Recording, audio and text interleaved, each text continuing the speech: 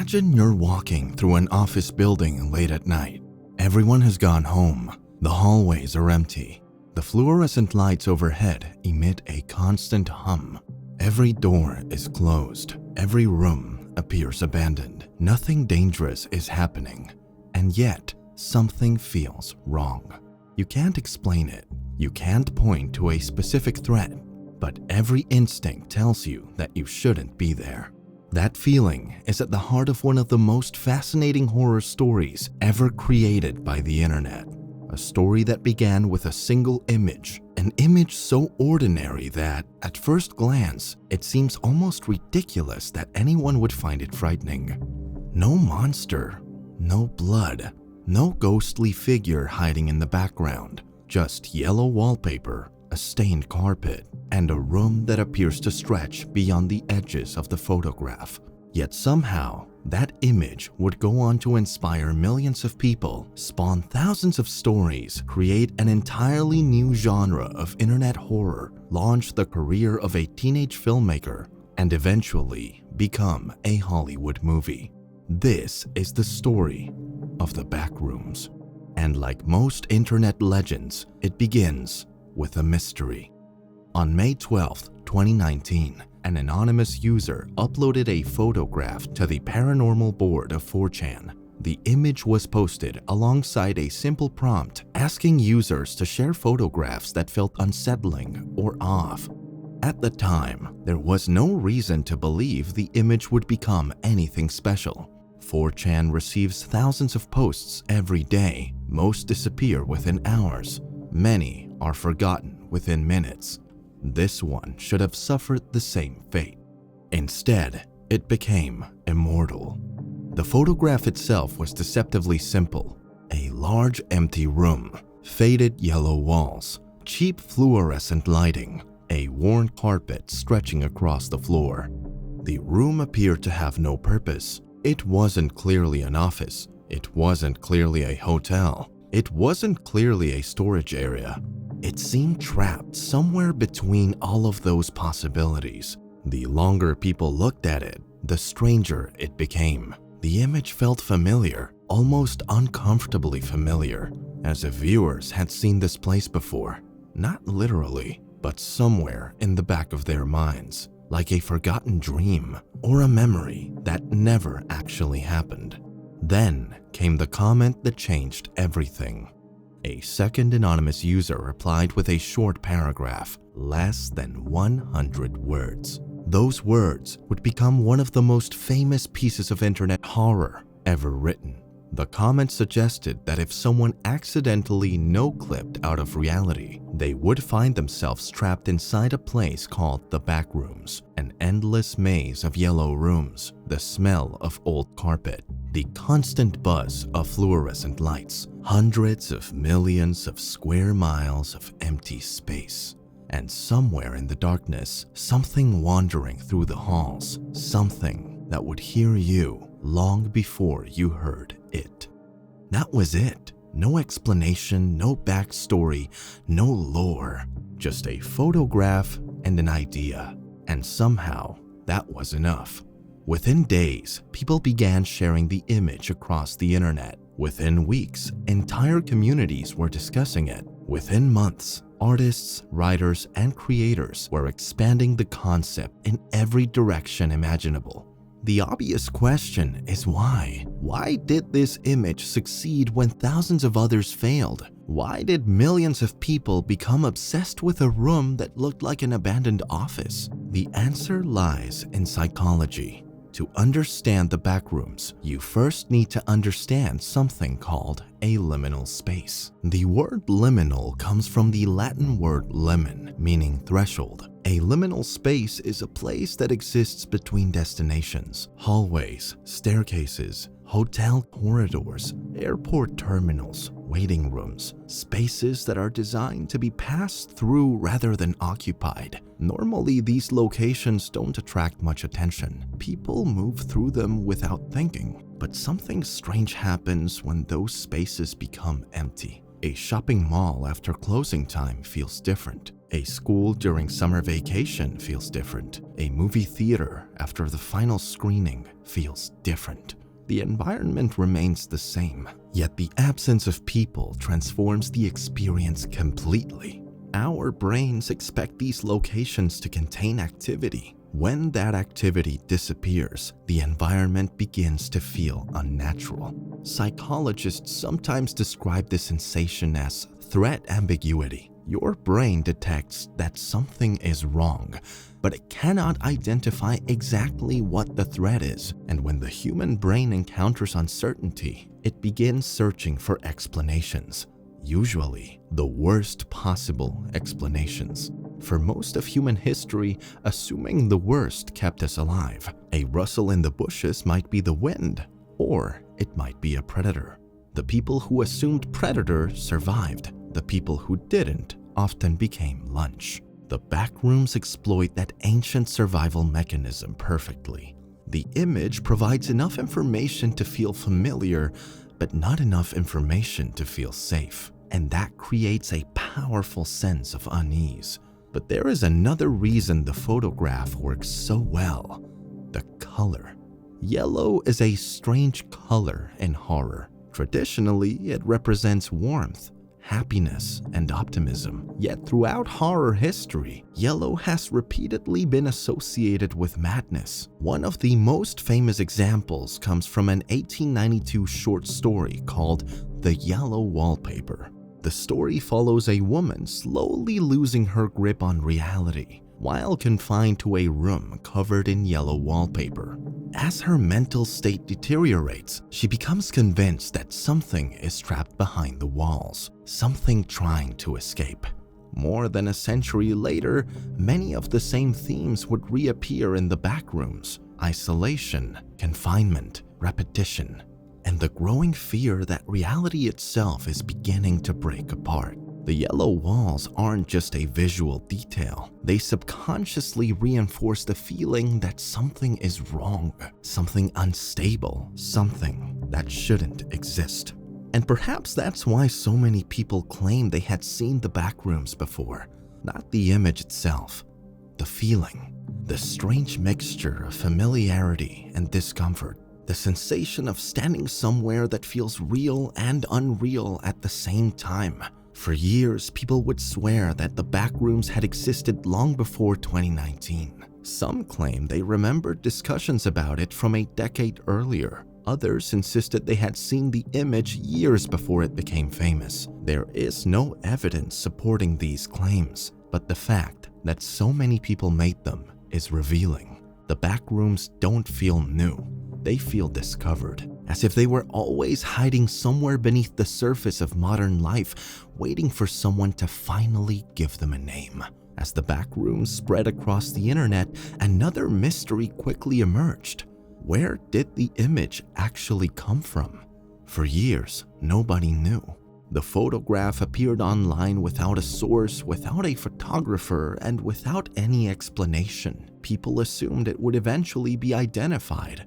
After all, the internet has a reputation for solving mysteries. Entire communities have located obscure buildings from reflections in windows. They've identified mountains from a single photograph. They've tracked down locations using nothing more than a patch of grass and a road sign. Surely finding the location of one room couldn't be that difficult. Yet year after year, nobody could identify it. The Backrooms remained anonymous. And ironically, the longer the mystery remained unsolved, the more powerful the image became.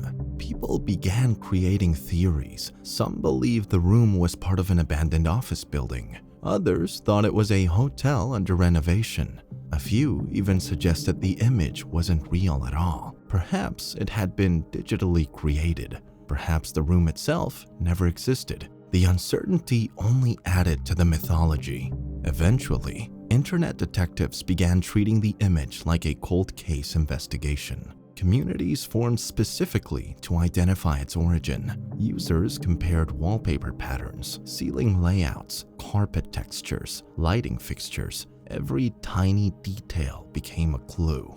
Years passed. Then, in 2024, something remarkable happened. a group of dedicated researchers finally discovered a lead. The investigation traced the image back to a furniture store in Oshkosh, Wisconsin, not a secret government facility, not an abandoned asylum, not a forgotten underground complex. A furniture store, specifically a furniture store undergoing renovations in the early 2000s. The discovery came from archived photographs recovered through the Wayback Machine. A forgotten blog documenting renovations had survived long enough for investigators to piece together the evidence. Among the surviving photographs were images of a room that looked almost identical to the Backrooms. The wallpaper matched, the lighting matched, even the dimensions appeared consistent. For the first time, the internet had an answer. Or at least part of one, because solving the mystery created another mystery. The room no longer existed. The building had been renovated. Walls had been removed, layouts had changed, entire sections had been reconstructed. Ironically, by the time people discovered where the Backrooms photograph had been taken, the room itself had effectively disappeared. The original location had become inaccessible, almost as though the Backrooms had slipped out of reality once again. And in a strange way, that felt appropriate, because the Backrooms were never really about a room. They were about an idea that was now evolving far beyond its original image. The internet had begun creating something much larger.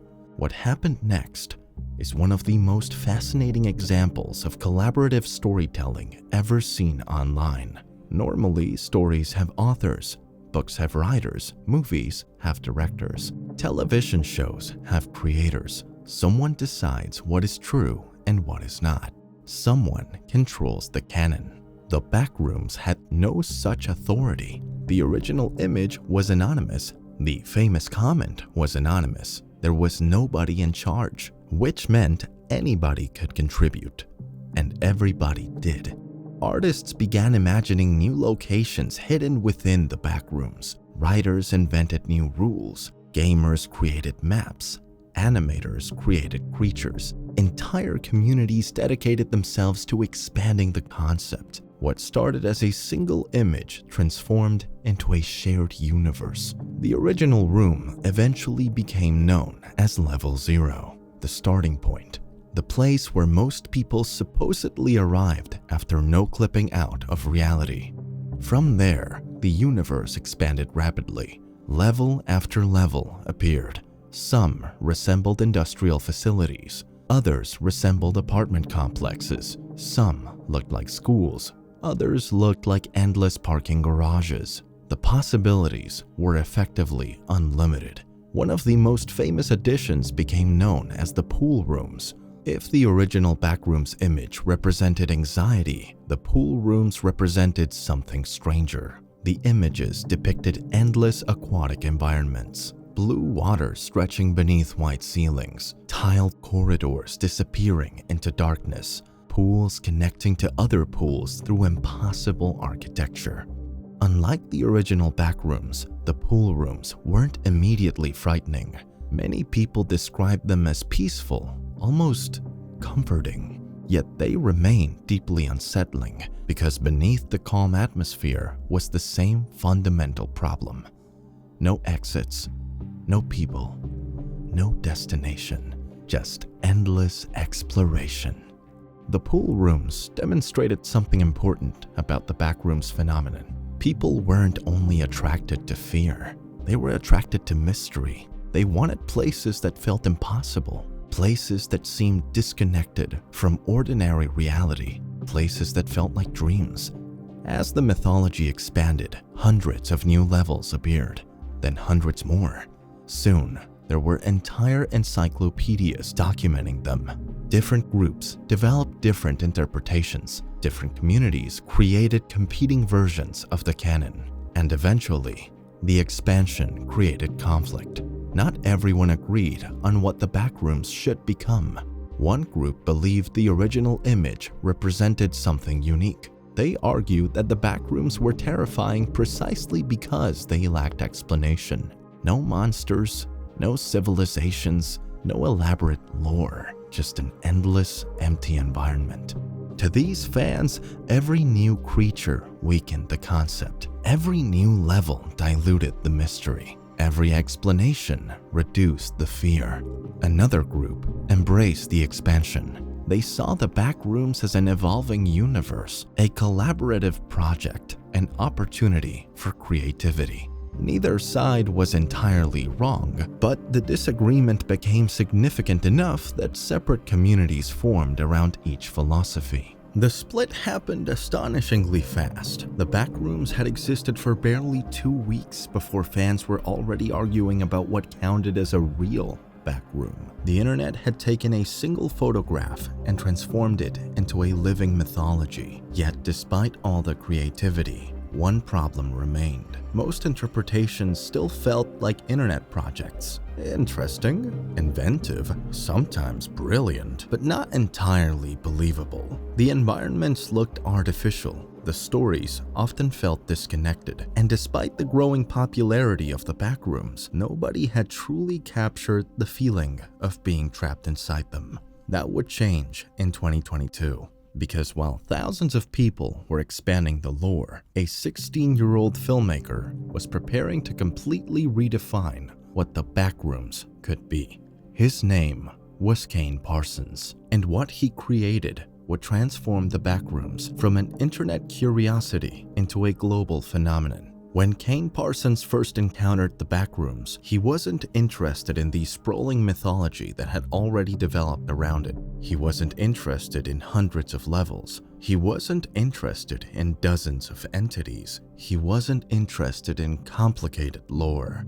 What fascinated him was the original image, the feeling, the atmosphere, the idea that somewhere beyond reality existed a place that shouldn't exist.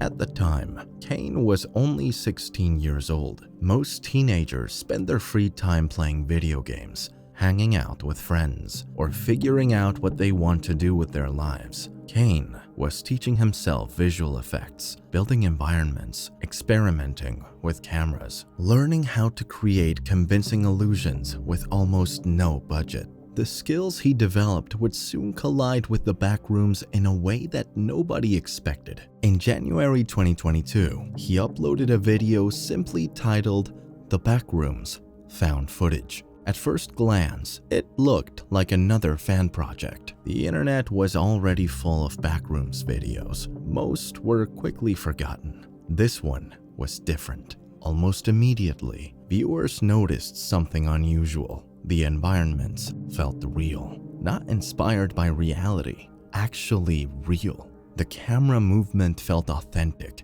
the lighting felt authentic, the sound design felt authentic. Everything looked exactly like a piece of lost VHS footage discovered decades after it was recorded.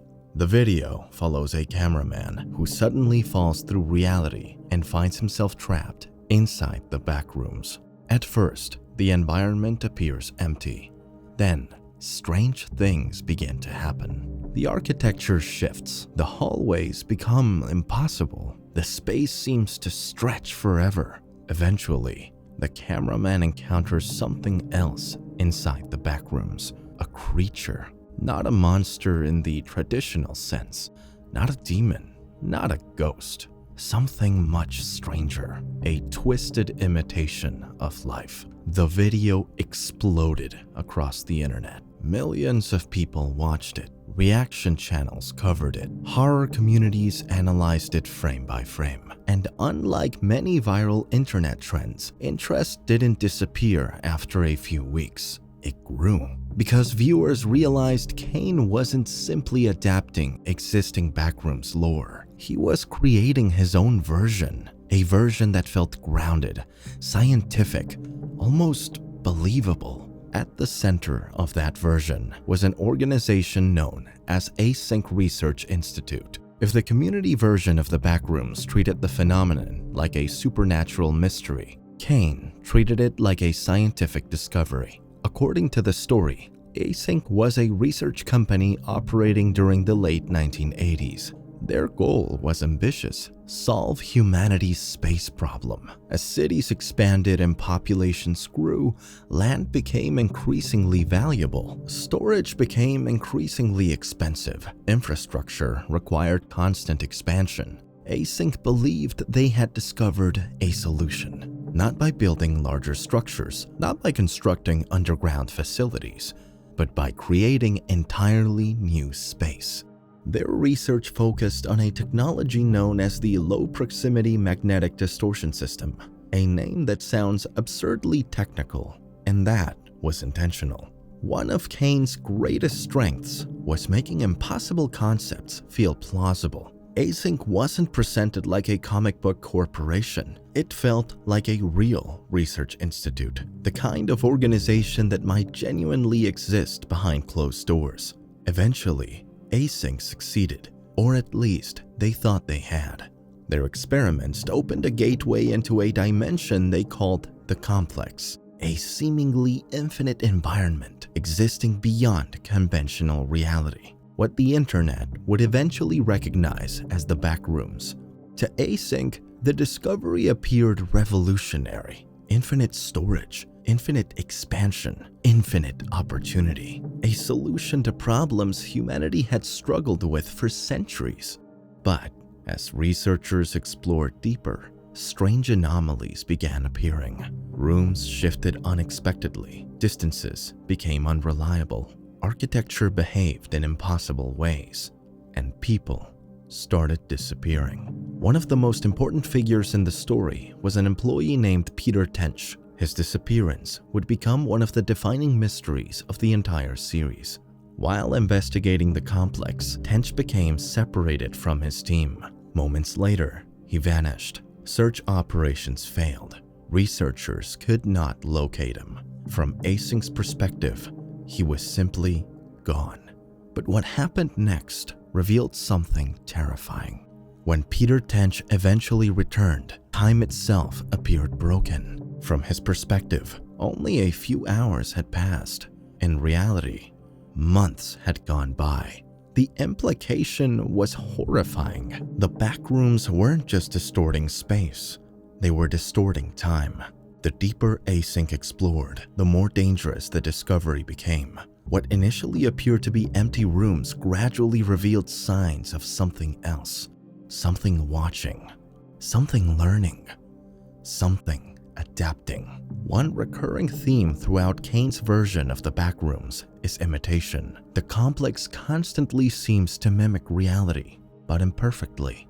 Buildings resemble real buildings. Rooms resemble real rooms. Objects resemble real objects. Yet something is always slightly wrong, almost as though the Backrooms are attempting to recreate reality from memory, like a dream trying to reconstruct a place you've forgotten. This idea appears everywhere. Corridors that resemble offices, neighborhoods that resemble suburbs, rooms that resemble homes. All of them feel familiar, and all of them feel fundamentally broken. Even the entities seem connected to this idea. The creature, often referred to by fans as the life form, behaves less like an animal and more like an imitation. It copies sounds, copies movement, copies aspects of the human world, but never perfectly. And that imperfection makes it terrifying because it falls directly into a psychological phenomenon known as the uncanny valley. Humans are naturally comfortable with things that are clearly human and comfortable with things that are clearly not. What disturbs us are things that exist somewhere in between. Things that almost appear human, almost appear normal, but not quite. The life form exists in that uncomfortable middle ground, just recognizable enough to feel familiar, just distorted enough to feel wrong.